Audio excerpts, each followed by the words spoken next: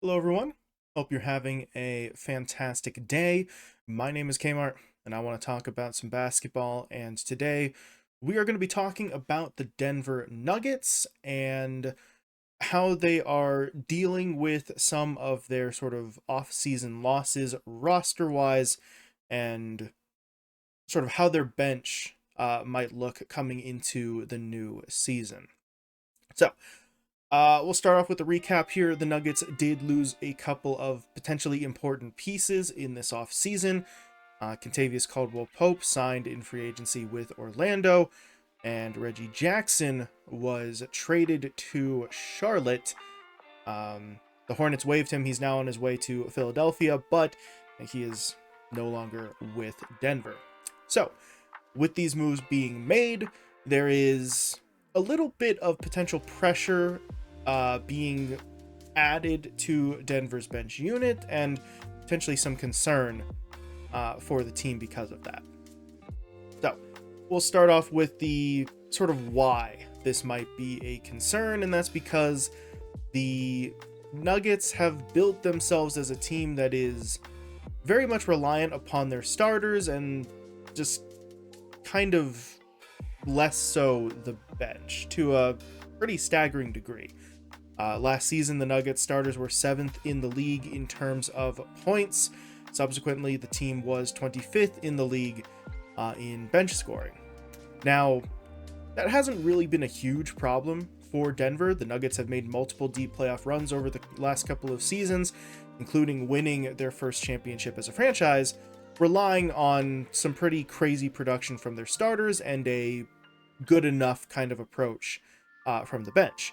But that situation, that delicate balance, so to speak, could start getting a little bit more concerning now with the loss of some of these players, right?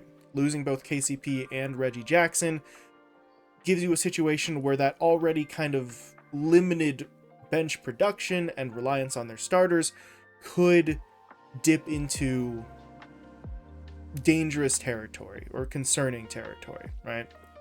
That duo of Caldwell-Pope and Reggie Jackson combined to average over 20 points per game last season and missed very few games. I think it was something like 5 or 6 in total during the regular season.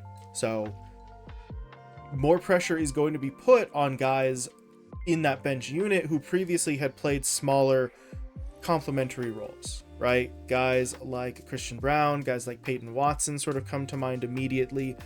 They might be called upon to do more than they have over the past couple of seasons to make up for, 20 plus points per game that was coming from KCP and Reggie Jackson.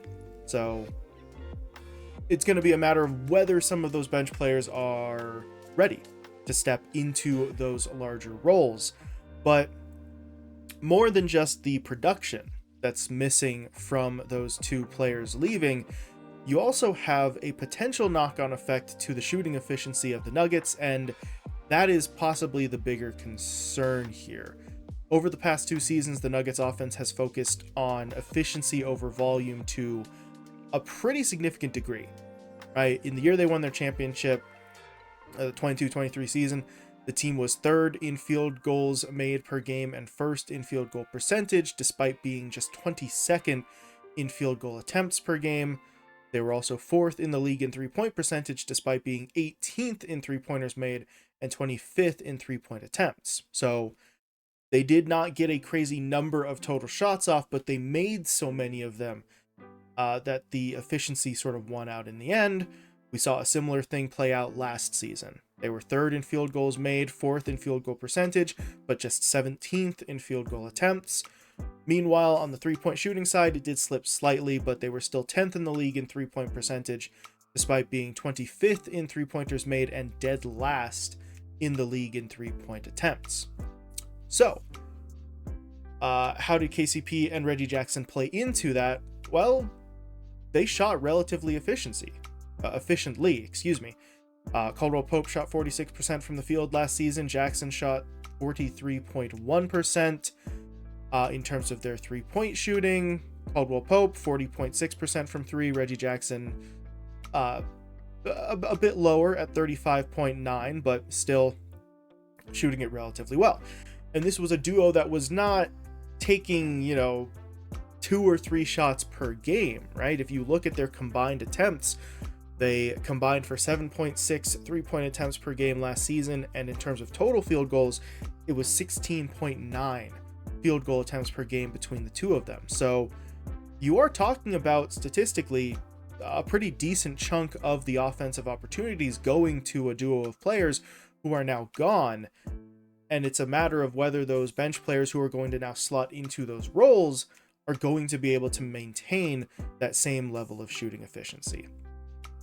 Now, with all that being said, the real big question here is, how much of a concern is this really? And the answer is probably only a small one, right? I don't think this is anything that needs to be necessarily panic-inducing, right? At the end of the day, the Nuggets have found success leaning so heavily on their starters because those starters have played at an insanely high level. And most of those starters are still in place. Yes, they lost Kentavious, Caldwell-Pope, but you still have Jokic, who is, pretty much the best player in the league. You still have Jamal Murray. You still have Porter Jr. You still have Aaron Gordon, right? So the other members of your starting five are still there, and they are enough to make Denver continuously a massive threat in the Western Conference, right? Regardless of who needs to be plugged in to that fifth and final starting spot. But there is a question of who gets plugged in there and how the rotations change with Jackson and Kentavious Caldwell-Pope both missing. The good news for Denver, other than the fact that the starters that they still have are insanely good, is the fact that they did get some reinforcements, or will be getting some. The reports are that they're going to be adding Russell Westbrook. He's been waived by Utah, so all the rumors indicate that he is going to sign with the Nuggets. And they've already picked up another guy to bolster their bench in the form of Dario Saric, a career 36.2% shooter from three, and he actually shot better than that percentage this last season with the Warriors. So they're going to get some help. Westbrook and Saric are coming in.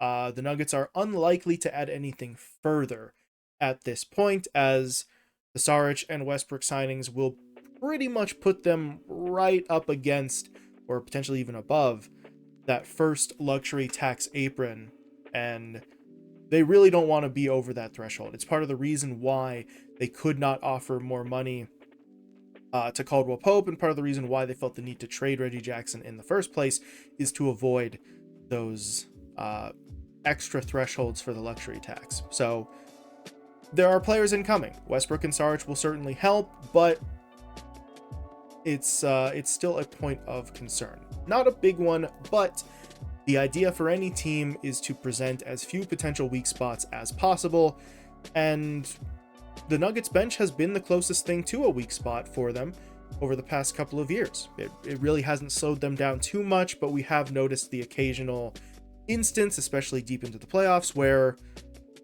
sometimes that second unit has been called upon to do too much and hasn't always been able to produce. So now you have a scenario where more pressure could be applied to one of the few areas that the Nuggets aren't elite in. So will it matter? I don't really know. It could. I don't think it's any reason to panic, right? We'll see if the additions of guys like Westbrook and Saric can plug those holes, or even if some of those guys off of the bench, right, like Peyton Watson, like Christian Brown, are ready to go, because they could just slot right into those bigger positions, those larger roles on the team, and do just fine. So really, that's all I got. What do you think? Do you believe that one of the two incoming players in Westbrook or Saric will solve those issues? Do you think one of the bench guys is really ready to step into a role as a starter? And if so, which one is that? But the Nuggets are almost certainly going to be okay. But either way, please feel free to let me know what you think. But other than that, thank you all so much for watching, and I will talk to you later.